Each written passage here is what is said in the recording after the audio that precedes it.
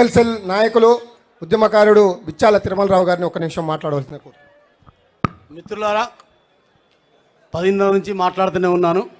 కానీ ఒక్క విషయం, ఇవాళ రేవంత్ రెడ్డి ప్రభుత్వం ఖమ్మం జిల్లాలో ఉన్న బీఆర్ఎస్ కార్యకర్తలపైన అక్రమ కేసులు పెడుతూ ఉన్నది. అదేవిధంగా భద్రాద్రి కొత్తగూడెం జిల్లాలో మనం ఏసీపీని కలిసిన సిపిని కలిసిన ఎలాంటి మార్పు లేదు.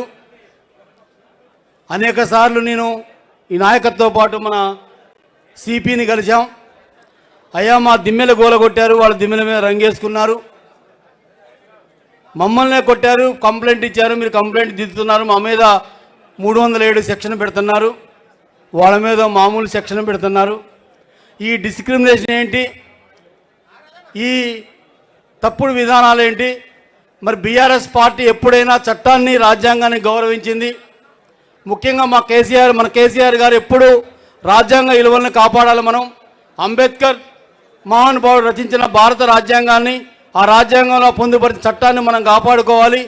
దానికి విలువ ఇచ్చిన, భారతదేశంలోనే రాజ్యాంగానికి విలువ ఇచ్చిన ఏకైక నాయకుడు కేసీఆర్ గారు, చట్టాన్ని గౌరవించిన ఏకైక నాయకుడు కేసీఆర్ గారు.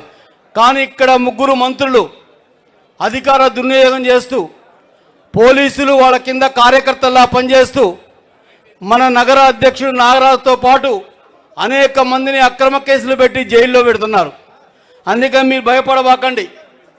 ఖమ్మం జిల్లాలో బీఆర్ఎస్ ఉద్యమకారులు, అదేవిధంగా ఉద్యమాలు, న్యాయవాద సంఘాల ఆధ్వర్యంలో ఉద్యమం నడిచింది. ఆ ఉద్యమకారులు న్యాయవాదులుగా ఉన్నారు. ఇవాళ ఈ న్యాయవాదులు మీ ఎడల రాజ్యం, పోలీసు వాళ్ళు ఎలాంటి బెదిరింపులు మీ మీద పెట్టినా, న్యాయవాద సంఘంగా మా అందరు న్యాయవాద మిత్రులు కూడా వచ్చిన్నారు. ఇలా సీనియర్ న్యాయవాదులు మేము ముందుంటాం.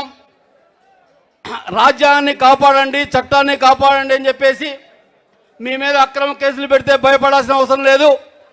అర్ధరాత్రి పోలీస్ స్టేషన్లో ఉంచుకునే చట్టం ఎక్కడ లేదు. 24 గంటల్లో రిమాండ్ చేయాలి కంపల్సరీగా. అందువల్ల కోర్టులు, న్యాయం మన వైపు ఉంది, న్యాయం గెలుస్తుంది. మొన్న ఇల్లెందో కాన్స్టిట్యున్సీలో, మన హరిప్రియ గారి కాన్స్టిట్యున్సీలో ఉత్తపుణ్యానికి మన మీద SC/ST కేసు పెడితే హైకోర్టులో మన లీగల్ సెల్ న్యాయవాదులు మన బెయిల్ తీసుకుని వచ్చారు. అదేవిధంగా అక్కడ హైకోర్టులో కూడా మనకి లీగల్ సెల్ విభాగం ఉన్నది. మీరు మీ పార్టీ ఇన్ఛార్జీలతో మీరు హైకోర్టు న్యాయవాదులతో మాట్లాడితే మీకు ఉచితంగా న్యాయం అందించడం కూడా న్యాయవాదులు ఇక్కడ సిద్ధంగా ఉన్నారు. అందువల్ల మీరు పోలీసులు పెట్టే నిర్బంధానికి మీరు ఎట్టి పరిస్థితుల్లో భయపడాల్సిన అవసరం లేదు.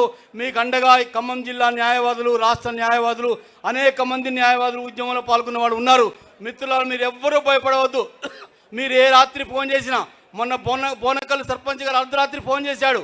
బోనకల్ ఎస్ఐతో తీవ్రంగా మాట్లాడాము.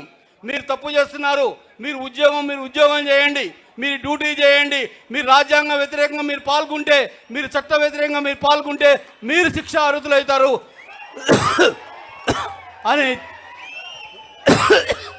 అని చెప్పడం జరిగింది. అందువల్లే ఇవాళ రేవంత్ రెడ్డి ప్రభుత్వం చేస్తున్న దుర్మార్గమైన చర్యల్ని, ప్రజా వ్యతిరేకమైన విధానాల్ని ఇవాళ సుప్రీంకోర్టులో, హైకోర్టులో ప్రభుత్వానికి వ్యతిరేకంగా అనేక తీర్పులు వస్తున్నాయి. అందువల్ల వాళ్ళు పెట్టిన పథకాలకు వ్యతిరేకంగా తీర్పులు వస్తున్నాయి. ఇవి అనేక ప్రజా పోరాటాలు విజయం సాధిస్తున్నాయి.